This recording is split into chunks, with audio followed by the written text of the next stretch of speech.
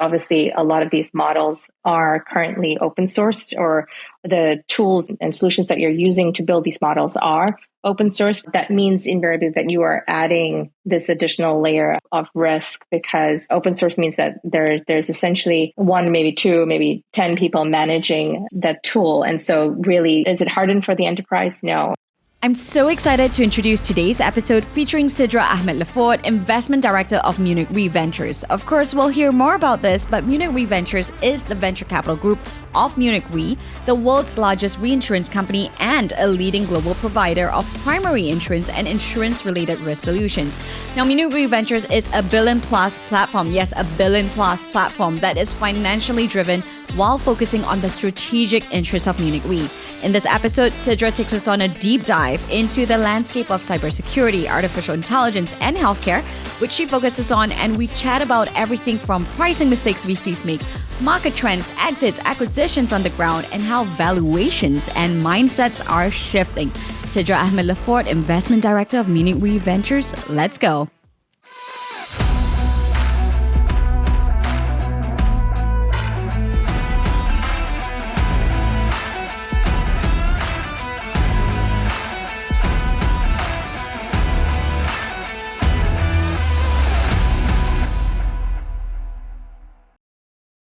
I grew up in Singapore, and I had no sort of inkling of this world that I'm in today.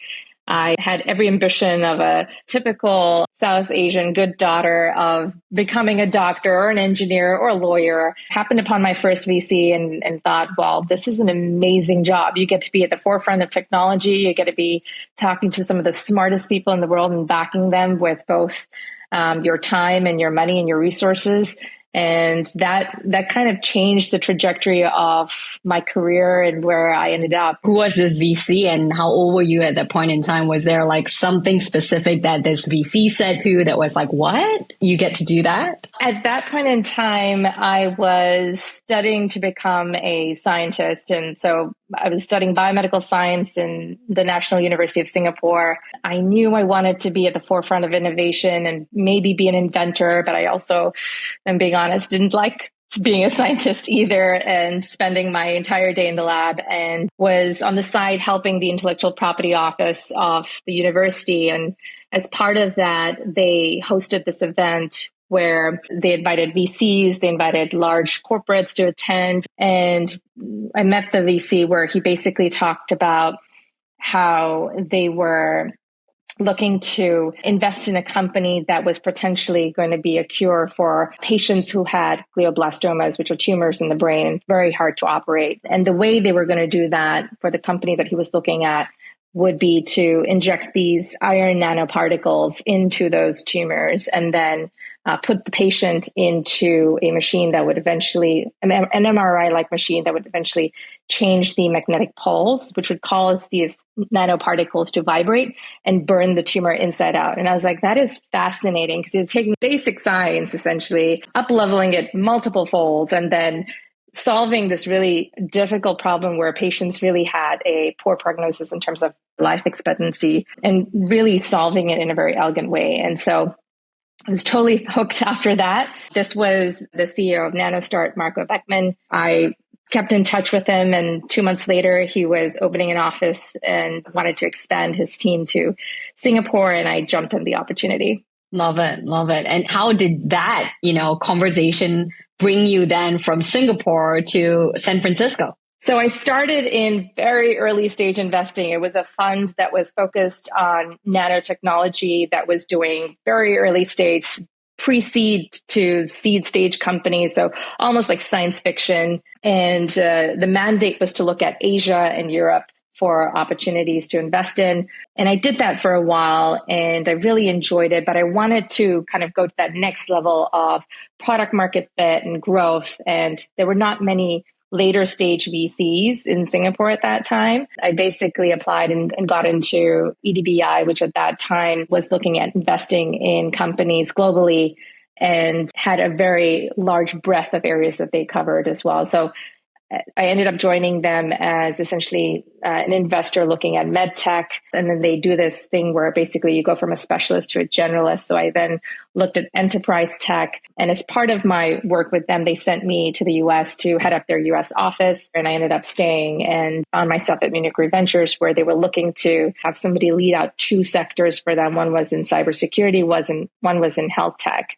And because of my experience in that generalist movement, where I basically was looking at a broader enterprise tech and ended up doing a lot of cybersecurity investments, I was able to do both. And so they hired me for essentially that. And I haven't looked back. I've been here with them for 5 years now and looking at seed to Series B stage companies. So now I've had the full motion of very early stage, very late stage with EDBI, which was Series B onwards, and now back to, I would say, early-ish stage. Seed to Series B. I want to spend some time, of course, in your current work, and we'll go into Munich Re and all that. But because we actually do have an interesting audience of the US-Asia intersection, that's quite a large one. I wanted to ask you, in terms of your experience as someone who came from Singapore, investing into broadly the US and beyond, what do investors from the East get wrong in investing in America? So investing from the East into America, I would say investing in each country and each geography is very different. Right now, with Munich Re Ventures, we have a global mandate, so we can invest globally as well. With EDBI, I also had that mandate of being able to invest globally.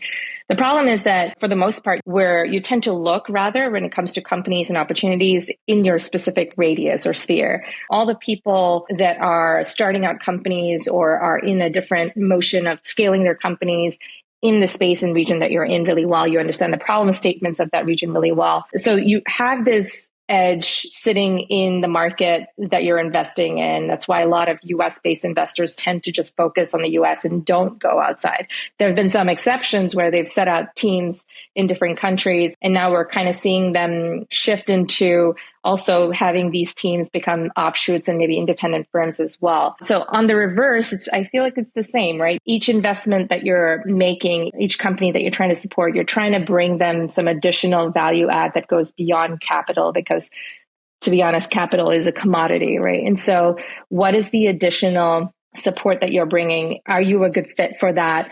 All of those things, I think, matter. EDBI had a very good position where essentially they would invest in these late stage companies in the US or actually anywhere in the world, and then help them sort of expand into Asia through Singapore and sort of leverage that as their home base for Asia. And I feel like investing in a company that is perceived as a brand name is great, but really, for it to work, it needs to go much deeper than that. Just for context, EDBI, in terms of the government relationship, could you speak a little bit about that? And in terms of the goals, was it purely financial returns that you were tasked with? Was it also foreign direct investment? Tell us a little bit about this for the audience that doesn't know the context of EDBI. EDBI is the investment arm of the Economic Development Board of Singapore. And so you're absolutely right in that there was a dual mandate. One was obviously to invest money for returns because it's not strategic to lose money. And then the other piece was essentially, how do you bring in additional economic activity into the country? I would say layer to that, which was essentially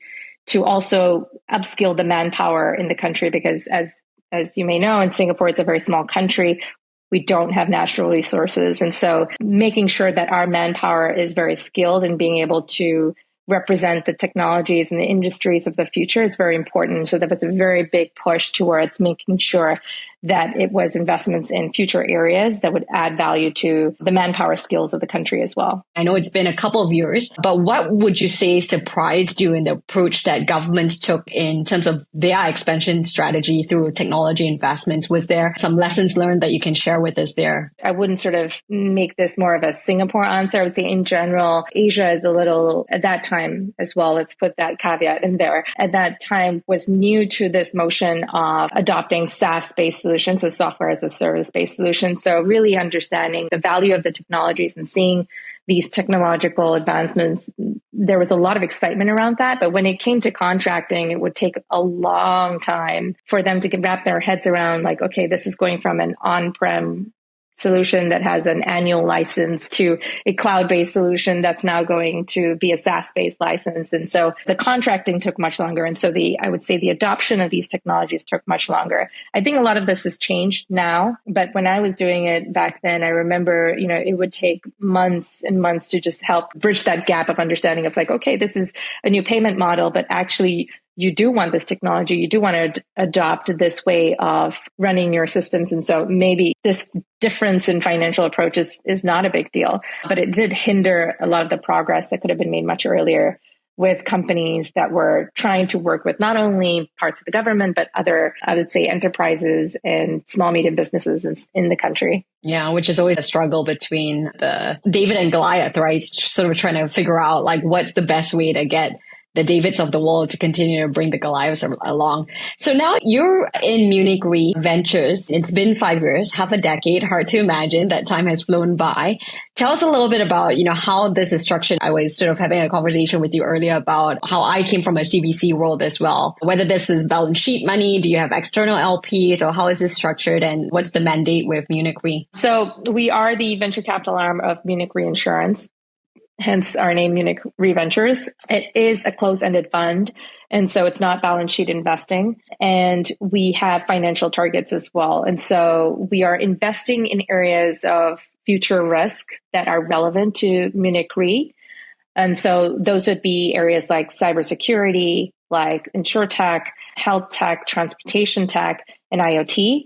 And because we are the investment arm and we're looking at companies that are earlier in the seed to Series B stages, for the most part, these companies eventually could be partners to Munich Re or customers even for Munich Re. So eventually this will happen, but when we're making the investments, we're making much ahead than those partnerships will play out. And so it's a different flavor of CVC. I feel like there are many different flavors of CVC. This one is, I would say, we're making investments from a strategic lens, but for financial returns. What's the size of the fund, and are they external LPs, or is this purely Munich Re's money? So it's around $1 billion right now that we're managing. There are, Munich Re and Munich Re subsidiaries that are part of it. So potentially you could say more than one LP, but essentially it's Munich Re that's the sole LP in the fund. And tell us a little bit about how the thinking came about. I think it's almost commonplace now that every corporate has a venture arm, but I think we've seen the cycles throughout the years, right? Where some, are stood up and then it doesn't work in the end. If you can comment a little bit in terms of what you're seeing and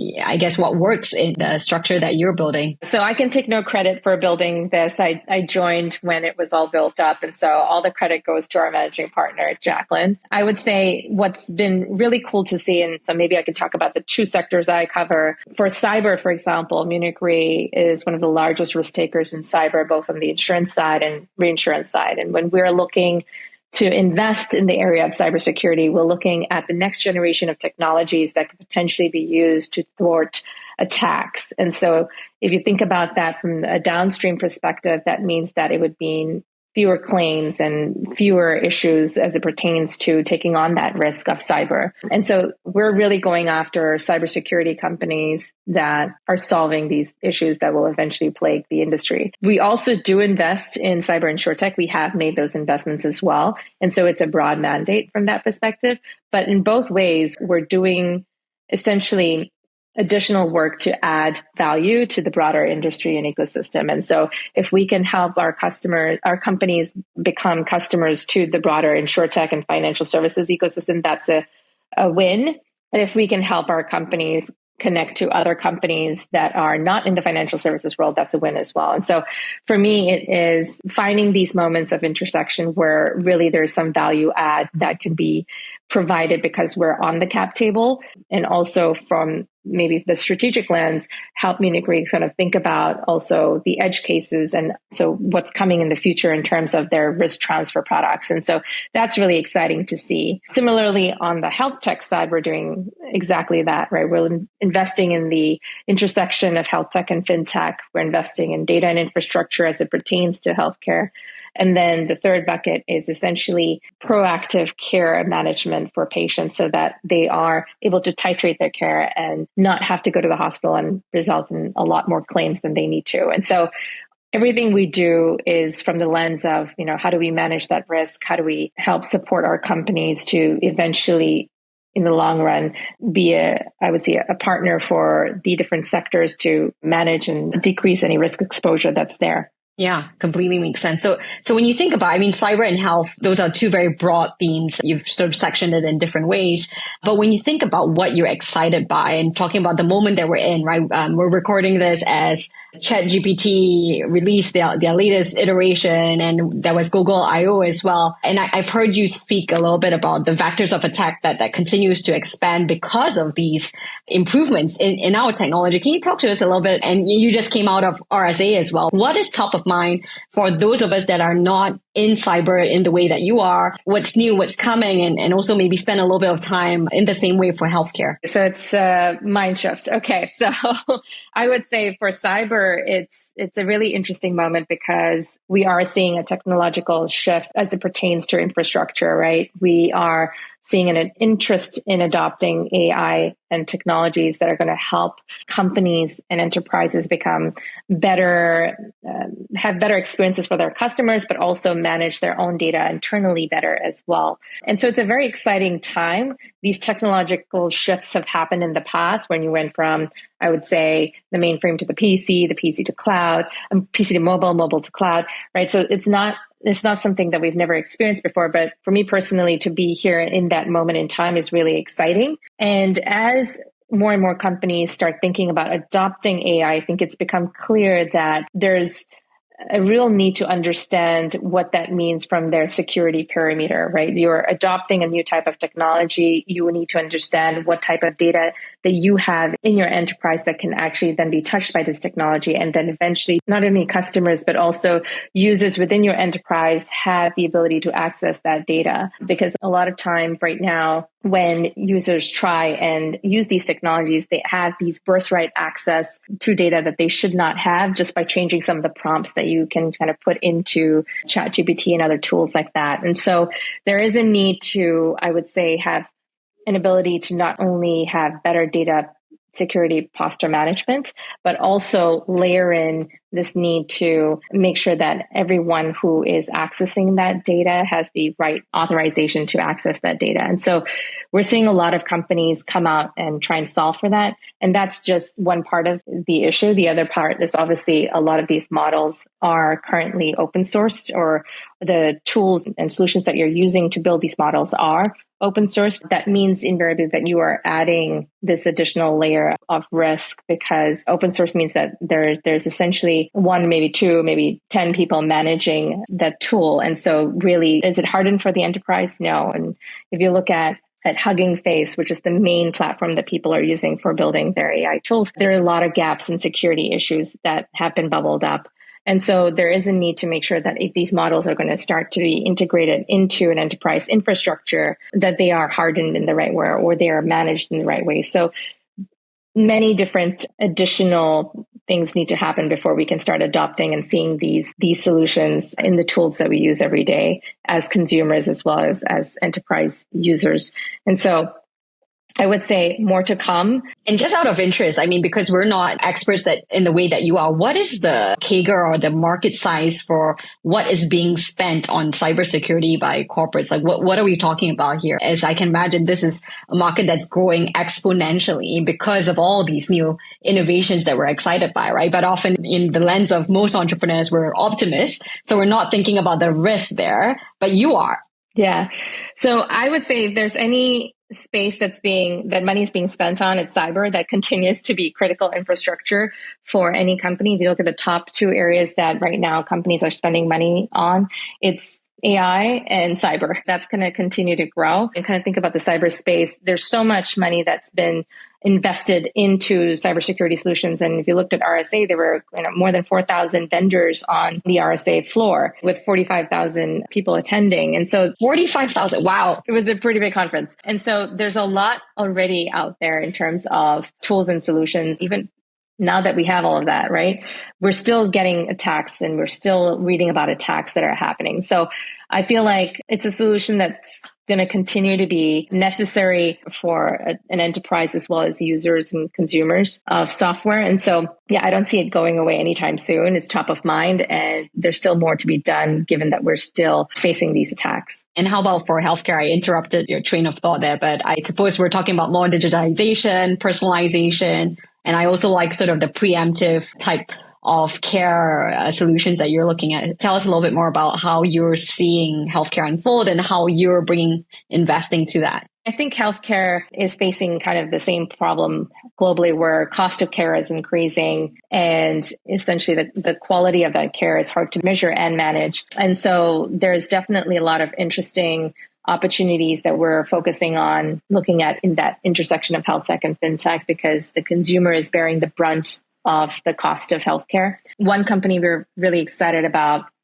that we just made an investment in earlier this year is looking at it from the lens of really expensive, high cost, curative, transformative treatments in cell and gene therapy. And so these are therapies that are curative for patients, and each dose can cost between 1 million to 5 million. And so you really need to be a high net worth individual or have a GoFundMe campaign to be able to pay for this care, right? And so this company, it's called Quantile Health. They've done two things. One is they've figured out a way to underwrite these type of therapies. These are very new therapies, so there's not a lot of data out there yet. They've also built up a risk transfer product that helps the patient population within a payer population to be covered by these therapies by creating a risk transfer product between the payer and the manufacturer directly. So taking out essentially insurance and reinsurance, which is a really interesting way of aligning incentives in this space. And so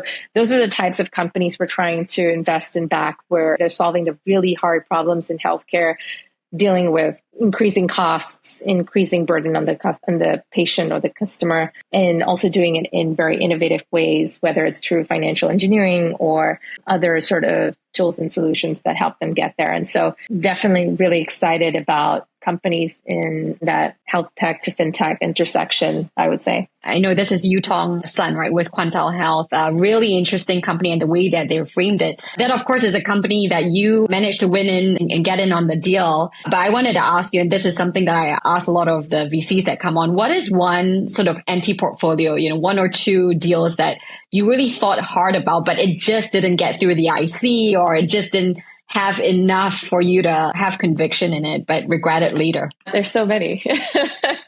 One from cyber would be CrowdStrike. I saw it when I was at EDBI. We were looking at, I want to say maybe their Series C or D round. They had these grand ambitions of being this endpoint security platform, and we couldn't get there on price in terms of our conviction. We were convinced this was a team to back, and we just didn't know whether it could be as big as the team had suggested they would be. And we were proven wrong. They're a really big platform company. They're doing really well. It's one that I think definitely made me kind of rethink my mental model of like pricing and kind of thinking about companies in the cyberspace, because most companies in the cyberspace do actually get acquired very early on. And so there are very few big platforms that actually make it.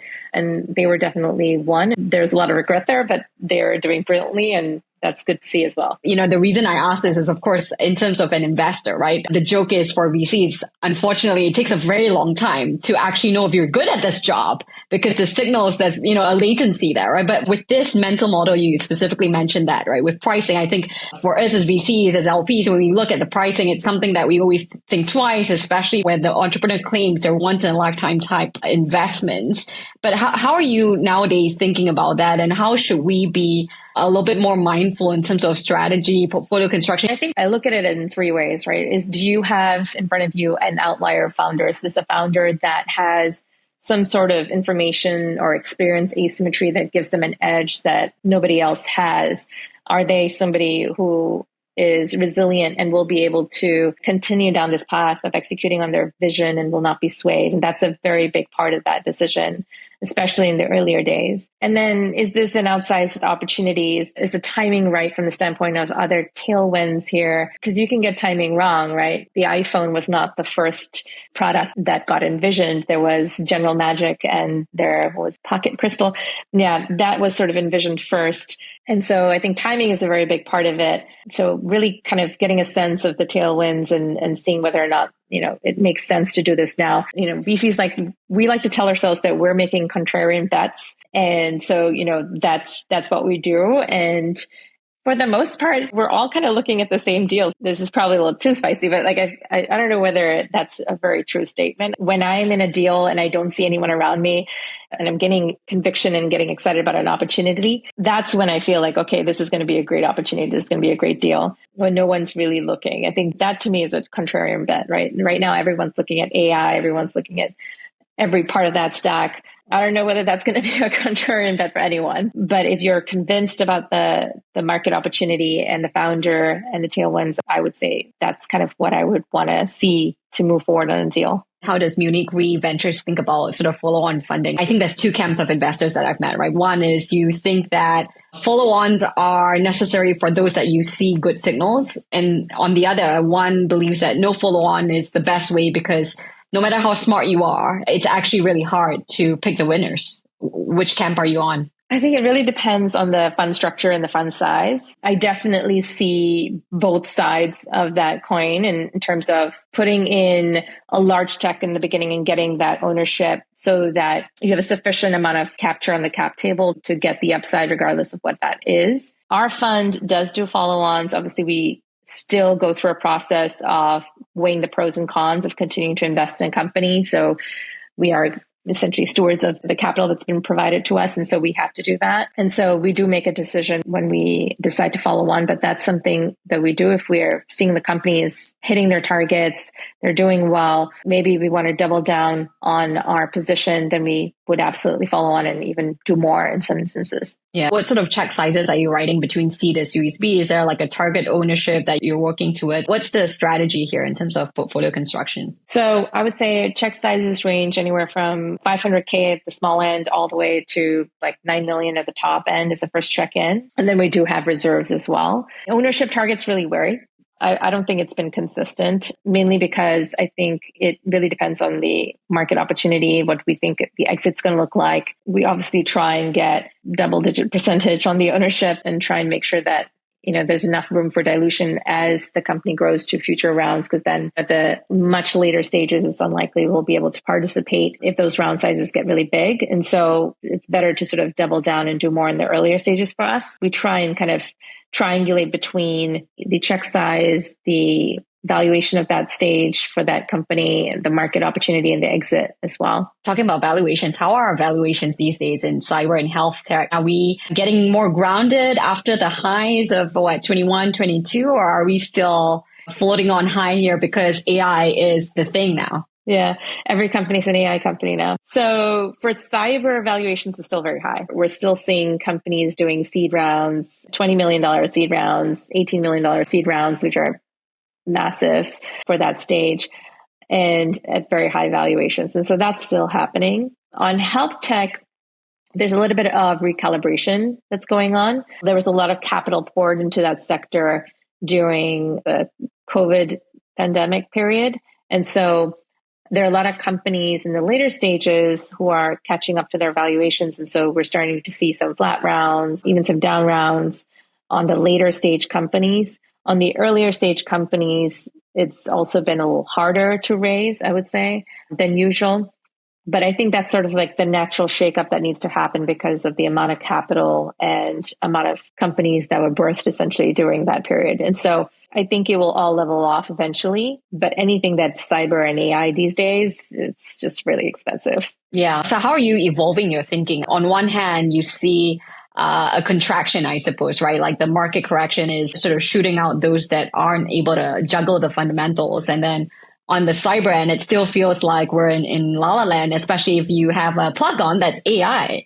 How are you evolving your thinking and how should investors be thinking about, I guess, this investment cycle? Yeah. So, I mean, we're trying to be as disciplined as possible. And so if we see at the stage that the company's at, it doesn't sort of meet the typical dynamics of where it should be at, then does it really make sense for us to do that investment and do that round? So we have walked away from deals where the company had zero revenue and, expected a 3-digit million valuation.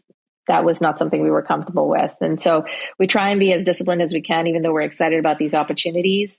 And then eventually we try and see if it makes sense to do future rounds. We want to see a lot more execution from the company. But yeah, it is what it is. It will recorrect eventually, but you try and find these companies a little earlier, maybe go in at the pre-seed seed levels, even just to get a better price for some of these companies. Are you telling founders these days to strap in for a protracted period of time? What are we feeling on the ground here? I think founders need to be a little bit more level-headed on in terms of their expectations. And for the most part, they are. I think for the really hot companies where there's still no dearth of capital, investors are still willing to pay that high price. We'll see what happens. These things are very cyclical anyway. We try and stay away from the hype, but yeah, our advice is don't raise more than you need to. The nice high valuation looks great on paper, but it's on paper. Manage that expectation. Start with a lower valuation, the right investor. That's more important than the wrong investor at a high valuation. What about the exits landscape here? I mean, I think you mentioned for cyber, it's typically going to be strategic acquisitions, but are we seeing more activity these days? Are people more excited about doing deals at that level? Yeah. I mean, in the last 2 weeks, I feel like I've heard about at least 6 different acquisitions in the cyber space. It's been really, really busy. There's a lot more pickup recently, and that could be also, these announcements tend to also happen around the RSA conference. And so there's a bit of that, but there's a lot of vendors in the space. So there needs to be consolidation. There are larger cyber platform companies that want to add to their platform to continue to hold their market positions and increase their growth as well. And so that will continue. And I think for the most part, for cyber, it seems like these companies have been able to get through, well, we'll see what happens with the recent announcement, but like the biggest hurdle right now has been the FTC in terms of really having these acquisitions be complete. We'll see whether or not the pace of exits is able to continue the way it has historically. But for cyber, it's been very, very typical for companies to be acquired even before they hit speed velocity. So most of these companies are below 2 million in revenue or so. So they get swooped up much earlier than other sectors. What's the holding period for you in cyber? I mean, you've been doing this for 5 years. What sort of exit rates are we seeing here? I don't think it's anything that's abnormal in terms of the pace. There's a pretty large private equity firm that does a lot of cyber acquisitions. Some of their acquisitions are currently being contested, right? So if that kind of friction continues in the acquisition landscape, it's going to get harder. But this interest around acquiring tools to have essentially a platform play in cyber, that's not new. It goes through like best of suite to platform quite frequently. We'll continue to see that growth. I don't see that slowing down anytime soon, but that could happen if a lot of these acquisitions cannot be completed.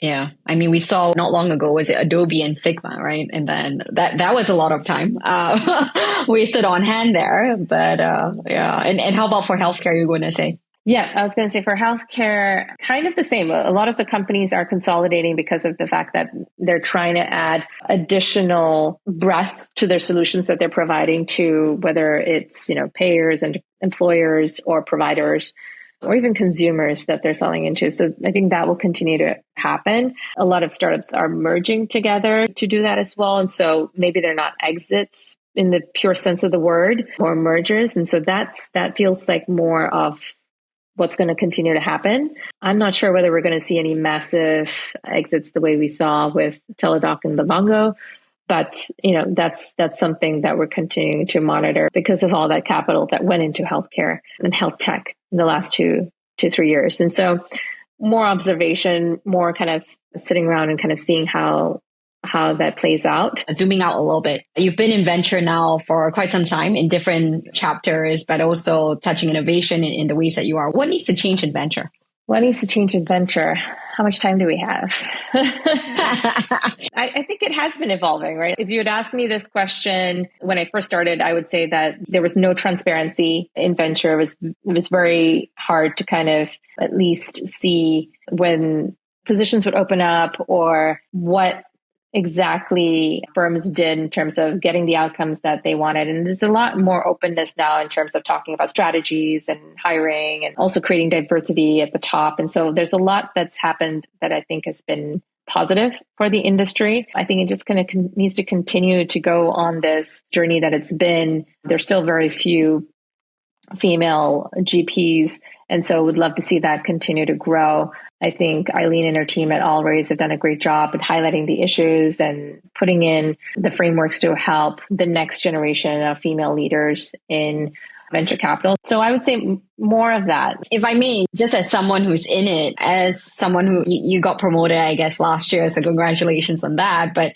what is the one thing that you feel is holding women from rising to the senior ranks here in the way that they should? When I talk to my peers, I think it's really the combination of when you kind of hit your stride in venture, it's also converging at a time or a moment in time where you're also starting to build out a family. And so that kind of overlap has been a struggle for a lot of my peers. And so, I've done a lot of informal chats with people and kind of helping them think about not only how to think about this next phase of now being a mom and a VC, but also kind of thinking about their own career trajectory and not stalling out. Yeah, absolutely agree there.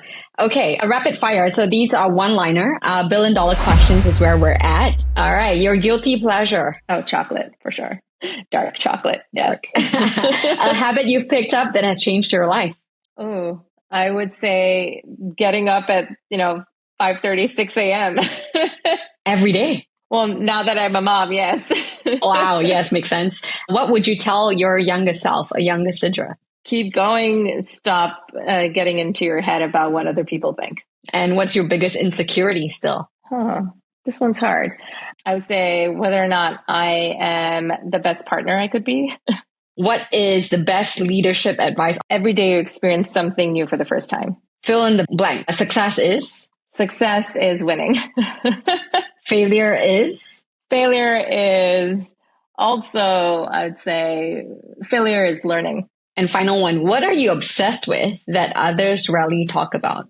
I'm right now very interested in basically culture and habits converging together. I've been thinking a lot about why we're not seeing the Silicon Valley in Asia, which is what, Singapore has always wanted to be. I'm becoming very interested in sort of digging into, is this a more cultural issue, where we are as Asians mostly thought to succeed and not fail. And so culture and that culture crash when it comes to thinking about succeeding in society. That's a really good thought. It definitely, resonates with me. What is going to be your legacy when all is said and done? She did what was not expected for her. Oh, love it. Great. And with that, Sidra, thank you for doing what is not expected of you already by going into venture, right? And showing us what is possible here and for leading in the way that you have. And keep making billion-dollar moves. Thank you. And thanks so much for tuning in this week. You can subscribe wherever you get your podcasts and follow our socials on Sarah Chen Global to get the latest on the show. It would really help me out too if you enjoyed this to rate and review our show on Apple Podcasts and share your favorite episodes with a friend. I'm Sarah Chen-Spellings and you've been listening to Billion Dollar Moves.